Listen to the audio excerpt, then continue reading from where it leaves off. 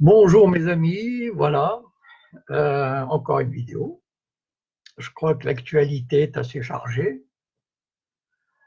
Bon, je vais attendre quelques secondes que des gens, que des amis arrivent.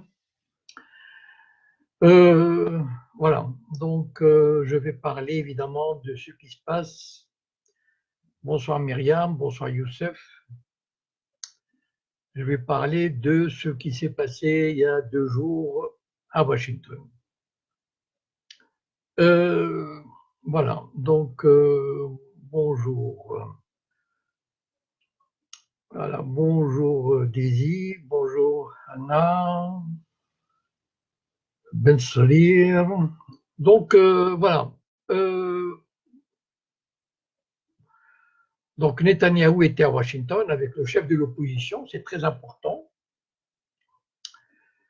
C'est très important parce qu'en fait, bon, je n'avais pas l'intention de le dire tout de suite, mais c'est pour montrer à quel point l'autorité palestinienne est complètement à côté de la plaque quand il s'agit d'analyser le régime sioniste.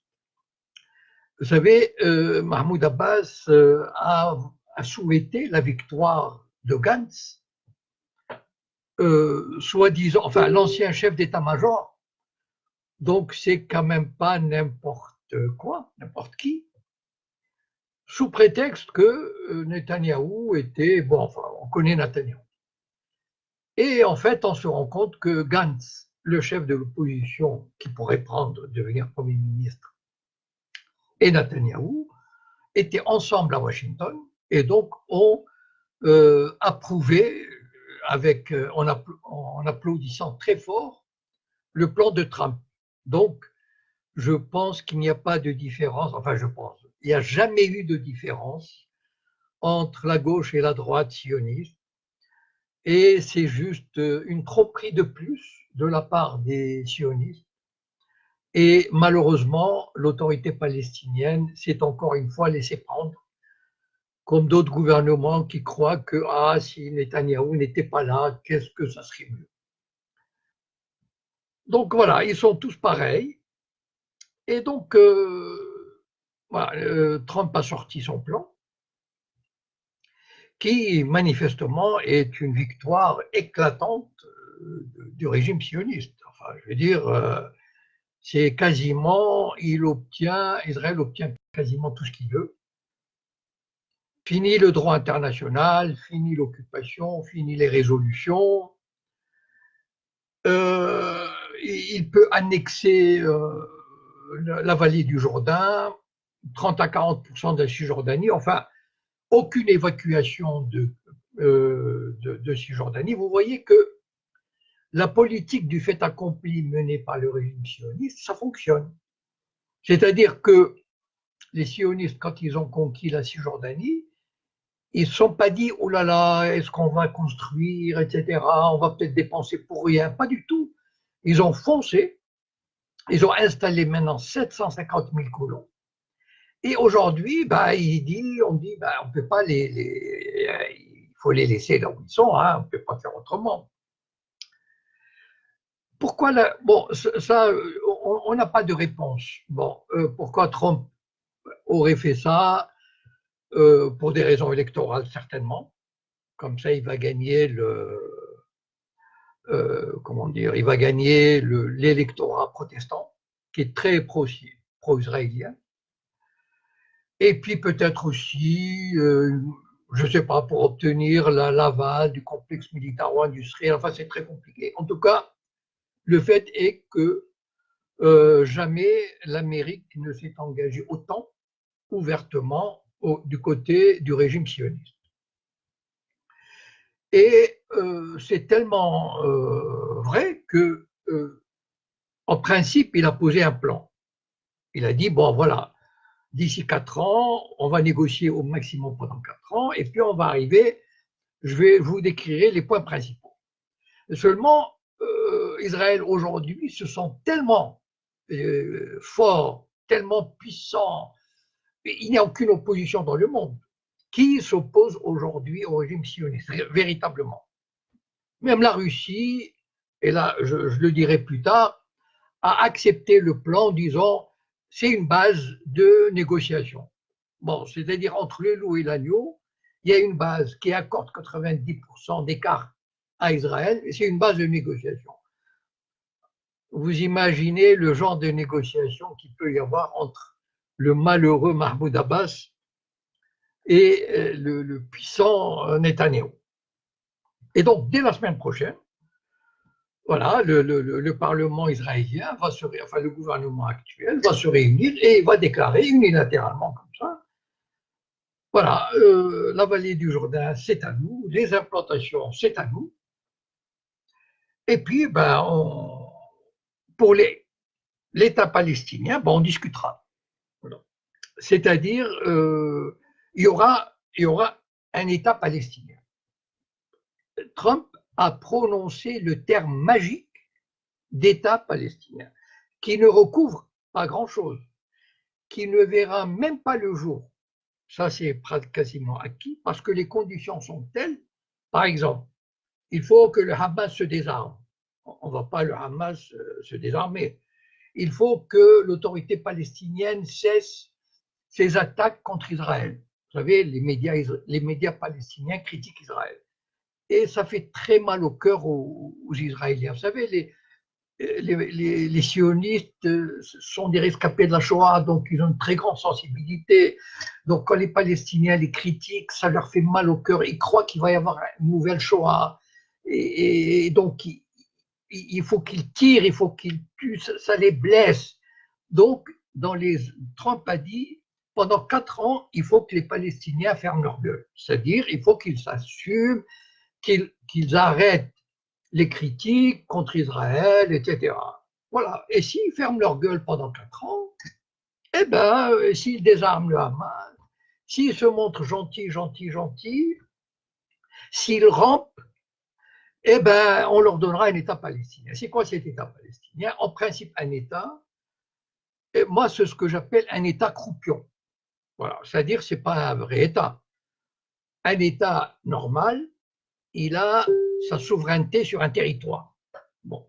Or, le territoire qu'on va accorder aux Palestiniens, enfin, il ne faut même pas rêver de cet État.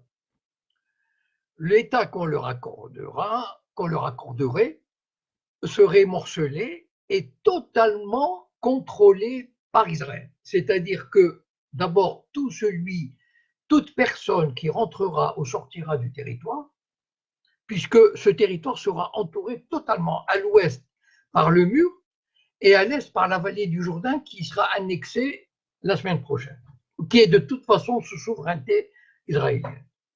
Donc, c'est un État qui ne maîtrisera aucunement l'arrivée et le départ des personnes, des marchandises. L'espace aérien sera contrôlé par Israël. Il n'y aura pas d'aéroport, etc., etc. Bon. Mais le fait que Trump a prononcé le mot magique d'État palestinien, il a dit l'État palestinien, et donc ça a ouvert la voie à, à la lâcheté de tous les autres pays. C'est-à-dire que la Russie, je mets la Russie parce qu'il y a une déclaration officielle, d'accord? Donc il n'y a pas les États arabes, l'Égypte, les grands États arabes comme l'Égypte, l'Europe, on dit, bon, il y a une base, il a prononcé l'État palestinien, c'est une solution à 2 États. C'est complètement bidon, on le sait, mais on fait semblant. On se réfugie derrière ce prétexte qu'il y a un État palestinien, mais c'est merveilleux, il y aura une solution à 2 États. Et donc, on s'engouffre dans cette brèche et on se dit, ben finalement, ça peut s'améliorer. Enfin, voyons, vous avez 12 ou 13% de la Palestine historique, on peut vous accorder peut-être 15%. Enfin bon, des bricoles. Or, vous savez que il y a une bonne partie de la droite israélienne, malgré tout, vous savez, aujourd'hui, il y a un extrémisme qui se développe en Israël, telle que même cette solution qui donne quasiment tout à Israël et qui rend la Palestine esclave du régime sioniste, c'est une réserve de main-d'œuvre. Qui construit les maisons des colons? Les Palestiniens. Qui travaille dans les usines des colons? Les Palestiniens. C'est une main-d'œuvre corvéable à merci et qu'on exploite, mais c'est merveilleux. Et en plus, elle n'est même pas, elle est étrangère, donc on peut la traiter comme on veut. Et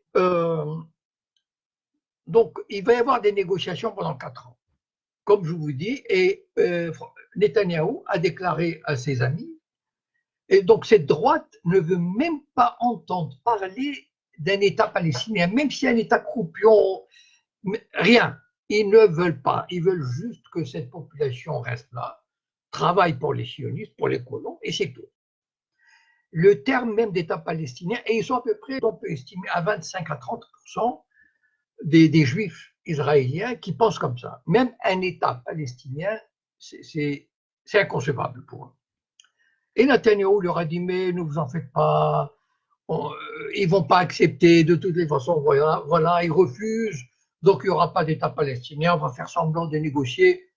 Faites confiance aux sionistes, ils s'y connaissent en termes, en manipulation, en tromperie, etc. Vous savez, les accords d'Oslo, ça fait 27 ans que ça dure. Alors, il y a eu des négociations, donc on peut faire traîner les choses. Et malheureusement, dans cette situation, je ne peux pas ne pas mentionner la responsabilité terrible de l'autorité palestinienne, terrible, qui a commencé avec Arafat. Je regrette de le dire, ça me fait fend le cœur de le dire, mais c'est la réalité. Arafat, pour des raisons de, comment dire, pour entrer dans l'histoire, il a signé des accords catastrophiques, sans aucune garantie, il a tout cédé, et sans rien obtenir. Et admettons, il aurait pu se tromper, il aurait pu se dire, ok, j'ai été trompé en 93. Mais 2 ans après, 3 ans après, 4 ans après, il a bien vu que l'occupation et la colonisation continuaient, etc. Enfin, tout le truc. Et il s'est maintenu coûte que coûte au pouvoir en croyant quoi? Et c'est ça qui est terrible, c'est que, vous savez, dans la vidéo précédente que j'ai faite il y a quelques jours, j'avais parlé de la servitude volontaire. Et j'avais dit que dans la servitude volontaire, en général, quand il y a un maître, il y a un esclave. Bon, forcément. Et malheureusement, Israël a trouvé le bon esclave à sa disposition, qui est l'autorité palestinienne. Ils jouent parfaitement le jeu d'Israël. C'est-à-dire, ils ont négocié avec leurs occupants, donc donnant ainsi une légitimité à Israël qui dit, ah ben voilà, vous voyez, il va y avoir 2 États, hein, ça va venir, ça va venir. Donc, beaucoup de pays comme la Chine et l'Inde ont établi des relations diplomatiques, etc. Et Israël n'est plus vu comme un épouvantail. Et donc, et ça continue. Vous savez, il y a une collaboration, une coopération sécuritaire. Et ça, ce qui est terrible entre Israël et l'autorité palestinienne, qui continue depuis les accords d'Oslo. Voilà, donc, on ne peut pas, enfin, je veux dire, il y a une responsabilité de l'autorité palestinienne qui, malgré ses déclarations, bon, ben, et donc, voilà, ils se soumettent, ils acceptent tout, ils avalent toutes les couleuvres, et ce qui leur arrive aujourd'hui, ben, ils le méritent. Enfin, je suis désolé, c'est dans la logique des choses, voilà. On ne peut pas non plus, voilà, il aurait fallu dissoudre l'autorité palestinienne et mettre Israël devant ses responsabilités. Voilà, c'est-à-dire, ok, vous voulez pas un État palestinien, prenez tout, occupez-nous, redevenez occupants, voilà. Mais seulement, il y avait des chefs qui avaient des avantages, voilà, il y avait quelques milliers de personnes qui gagnaient bien leur vie, etc. Et donc, petit à petit, et c'est ça qui est fascinant, c'est que le régime sioniste il voit à long terme et il travaille à long terme, ce que les Arabes ne savent pas faire. Voilà, ils sont incapables d'imaginer le long terme. Ils sont même incapables d'analyser correctement la nature du régime sioniste. Je vais en parler. Quel est l'objectif d'Israël? Bon, d'abord, il a, comment dire, par cette embrouille, c'est une embrouille, il va se présenter devant le monde arabe, parce que le monde arabe, enfin la majorité des pays arabes, le Maroc, l'Égypte, les pays du Golfe, etc., n'attendent que le signal pour normaliser leurs relations avec Israël. Contraint ou forcé, ça m'est égal. L'essentiel, c'est qu'ils n'attendent que ça. Voilà. Si on leur dit le problème palestinien est réglé, bon, voilà. Donc on peut entretenir, on va développer des relations diplomatiques, commerciales ouvertement, parce que l'os qui gênait, c'était l'État palestinien. Or maintenant, voilà, on va y aller, on va y arriver. Bon, je voudrais dire 2 mots sur le Grand Israël. Je veux dire, la solution, j'allais presque dire la solution finale du problème palestinien, c'est vraiment la solution finale. On va vers la solution finale, c'est-à-dire quasiment faire disparaître, faire dissoudre. On dirait comme si on dissout un corps, une âme dans de l'acide. On est en train de dissoudre le peuple et l'âme de la Palestine. Voilà. Malheureusement, enfin, je veux dire, c'est terrible. Parce que ce qui se passe, c'est que les Palestiniens en Cisjordanie et à Gaza sont tellement harcelés que tous ceux qui ont des diplômes, qui peuvent vivre à l'étranger, ils s'en vont. Et les autres, on les. Enfin bon, vous connaissez la situation, on les matraque tellement qu'ils sont soumis, etc. Bon. Donc, la situation, disons, pourrait se régler, même au contraire, c'est un avantage pour Israël, parce que comme je vous ai dit, c'est une réserve de main-d'œuvre docile. Fantastique. Ils ont, je sais pas, 1 million de personnes qui travaillent et tout, parce que sinon, comment ils auraient construit leur colonie? Alors, par contre, disons, une fois avalé cet os, cet élément-là, on va pouvoir, Israël va pouvoir, mettons, envisager de s'agrandir. Moi, je ne crois pas à la théorie du grand Israël. C'est pas parce que, idéologiquement parlant, bien sûr, les Israéliens auraient voulu s'étendre énormément, mais ils n'ont pas la population suffisante pour occuper de vastes territoires. Par contre, comment dire, il louche vers l'autre rive du Jourdain. Et un jour ou l'autre, je vous le garantis, vous sortirez cette vidéo dans quelques temps. Un jour ou l'autre, ils la prendront. Ils trouveront un prétexte quelconque pour la prendre. Parce que ça fait partie, pour eux, ça fait partie du cœur de leur patrie historique. Donc, un jour ou l'autre, ils trouveront le prétexte. Et la Jordanie n'est pas, il n'y a pas le Hezbollah, il n'y a pas le Hezbollah en Jordanie comme au Liban. Au Liban, ils ont essayé de prendre le Sud-Liban, ça n'a pas marché à cause du Hezbollah. Mais la rive occidentale, l'autre rive du Jourdain, ils pourraient la prendre. Et à mon avis, ils en rêvent. Bon. Le grand Israël, pour moi, enfin, je veux dire, tel que j'imagine qu'ils le conçoivent aujourd'hui, ce n'est pas une occupation physique en dehors de la rive du Jourdain, c'est une maîtrise. Aujourd'hui, on peut dire qu'Israël contrôle à 90% le monde arabe. Il décide que le monde arabe n'a pas le droit à l'énergie nucléaire.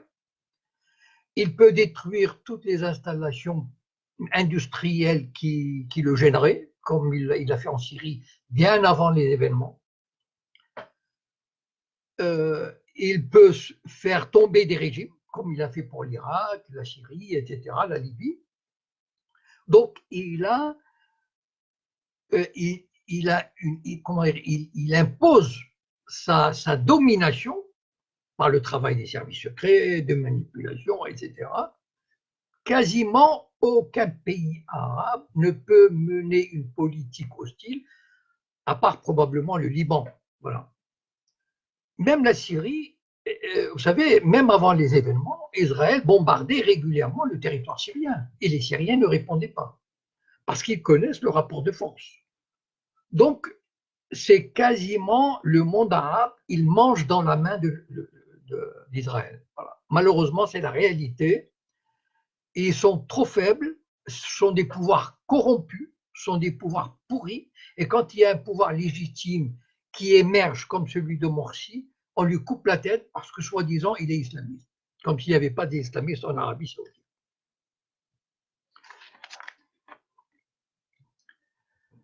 Il y a une chose, moi, qui m'interpelle, c'est que on n'a jamais fait, on n'a pas une bonne connaissance du régime sioniste. Je m'explique.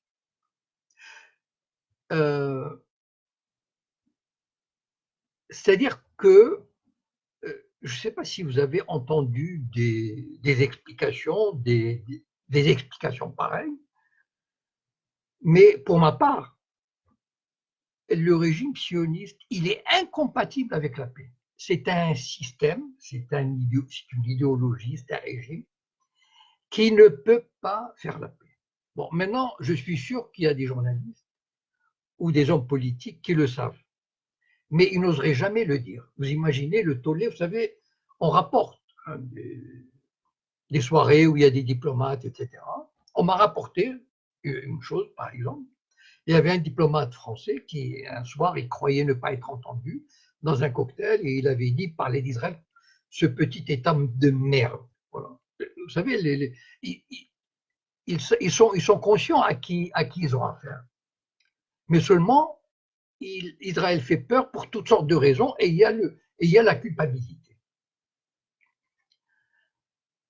Par exemple, les journalistes n'ont jamais posé, à ma connaissance, je me trompe peut-être, mais en tout cas, à ma connaissance, euh, quand ils interrogent des hommes politiques israéliens, on leur a jamais dit, enfin, vous voulez la paix? Oui, très bien. Quelle frontière voulez-vous pour établir enfin la paix? Quelle frontière? Dites-nous, tracez une frontière. Ils ne l'ont jamais fait. Pourquoi? Parce que pour eux, c'est toujours ouvert. Toujours. Il n'y a pas de limite. Israël n'a jamais accepté une conférence internationale. Quand vous parliez d'une conférence internationale à Israël dans les années 60, 70, 80, 90, c'est comme si vous vouliez faire un autre holocauste, une autre Shoah. Je vous assure, il n'y a rien les énerver. C'est une société tournée vers la force, la domination et le mépris total des Arabes. Vous savez, moi, quand je vois des Arabes qui disent que finalement, Israël, on peut, ceci, cela, moi, je suis sidéré. Je suis sidéré sur, par exemple, il y a des intellectuels de divers pays, mais il y a des intellectuels marocains, par exemple, des musulmans, qui se disent, oui, bon, finalement, machin, Israël, on peut connaître et tout. Mais comment ils peuvent ignorer que c'est un système, c'est une population d'un racisme terrifiant.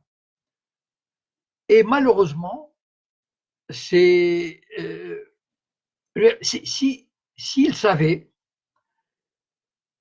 ils rejetteraient ce régime et cette société avec la plus grande vigueur. Et c'est un régime qui non seulement est méprisant, mais il est incapable de faire une vraie paix avec ses voisins. Prenons par exemple, il a signé la paix avec l'Égypte en 1978 ou 79, donc ça fait 40 ans. Et les deux pays, c'est la paix froide, c'est-à-dire que les Égyptiens ne peuvent pas supporter l'Israélien. Vous savez, il y a eu un avocat, par exemple, égyptien qui est allé visiter Israël.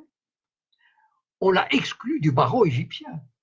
Ils détestent les sionistes. Ils ont la haine du sionisme parce qu'ils connaissent. Vous savez, les Israéliens, selon leur méthode, quand ils ont occupé le Sinaï, ils avaient déjà commencé des constructions. Eux, ils construisent le fait accompli. Ils ont construit une ville de 10 000 habitants qui s'appelait Yamit. Ok, tu fais la paix avec un pays voisin. Ben, tu quittes le Sinaï et tu leur donnes ce qu'il y a sur le truc. Non. Ils ont détruit maison par maison. C'était une ville de 10 000 habitants. Est-ce que vous entendez? Ils ont détruit maison par maison, bâtiment par bâtiment, la ville de Yamit de 10 000 habitants. Il ne fallait pas que ces bougnoul profitent de leur construction. Est-ce que vous imaginez la mentalité de ces conquérants, de ces Mongols du Moyen-Orient? Voilà l'état d'esprit. Prenez la Jordanie, c'est le même état d'esprit. C'est-à-dire ils ont signé la paix, mais c'est la guerre. Donc, aujourd'hui, bien sûr, Israël est ivre de sa puissance. Enfin, je veux dire, il pense pouvoir quasiment il domine le monde. Enfin, il n'y a pas d'autre mot. Je suis désolé, c'est la réalité. La semaine dernière, il y avait les plus grands chefs d'État qui se sont rendus et sont inclinés devant le bâtiment où on doit se soumettre à Israël et dire oui, voilà, c'est la Shoah, etc., Yad Vashem, patati, patata. Tous les, tout ce que la planète compte de grands dirigeants sont allés s'incliner. Et cette semaine, Trump leur offre quasiment, enfin, la domination totale sur ce qui reste de la Palestine. Bon.